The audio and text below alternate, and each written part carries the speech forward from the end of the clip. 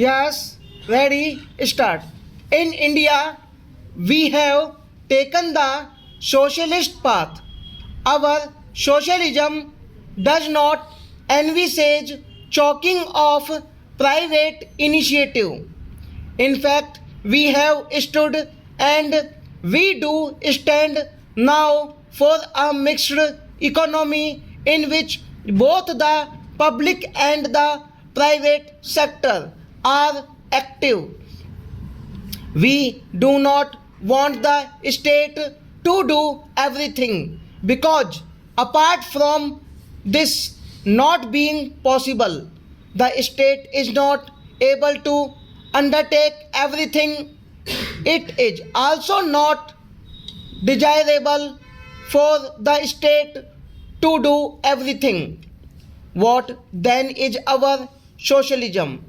It means that the state takes upon itself the responsibility for wiping out poverty, for initiating steps which will increase production, for modernizing our economy by establishing key modern industries, for enforcing social purpose in all economic activities, for reducing disparities and setting right the historic inequalities between different classes and different regions, and in particular for checking and preventing the growth of monopoly.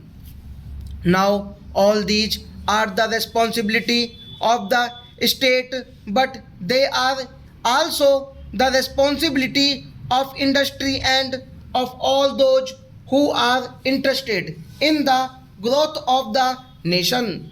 As I said just a short while ago at another meeting in this city, that whatever steps we are taking now or whatever steps we may take are all not with a view to trying to fit into a particular policy or a particular ideology. The policy and the ideology itself are made for very practical reasons and to meet the needs of the people. It is when social disparities increase that we have social tensions. It is when there is social tension that problems of law and order and instability and insecurity arise. So these problems of inequalities, of disparities, of meeting the rising expectations of the people are all too very much a part of the industrial sense, and unless we can deal with them we cannot even advance industrially. This task, which is no enormous, cannot be accomplished unless everyone, every section does play its part. We have the problem of educated unemployment. It has arisen partly because our industrial development and other development projects have not been able to keep pace with the rising number of educated young people. Another reason, though small, is that many of our educated young people wish to have only a particular type of job. They would like to work in particular places and cities rather than in villages, on the mainland rather than on remote islands or in the hills.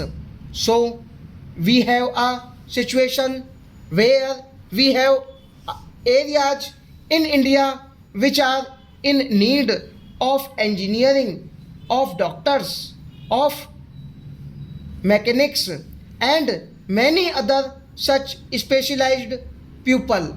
This lead to new problem of unemployment in the country. Stop.